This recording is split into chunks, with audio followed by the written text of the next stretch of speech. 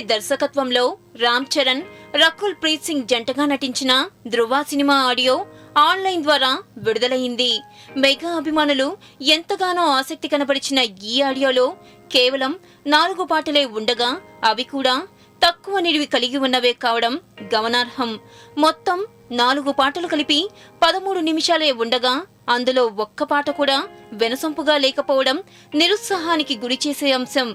Lyrics పరంగా పర్వాలేదనిపించినప్పటికీ hip hop అందించిన సంగీతం మాత్రం తెలుగు సంగీత ప్రేక్షకుల అభిరుచికి దూరంగా ఉంది.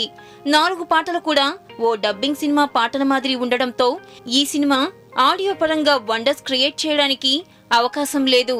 అయితే ఇప్పటి వరకు విడుదల చేసిన 2 వీడియో సాంగ్స్ టీజర్స్ తో విజువల్ గా చాలా గ్రాండ్ గా చిత్రీకరించారని అర్థమవుతుంది. దీంతో ధృవ పాటలను వినాలంటే కాస్త కష్టమైన విషయమేమో గాని వెండితెరపై మాత్రం అద్భుతంగా చూడొచ్చేమో.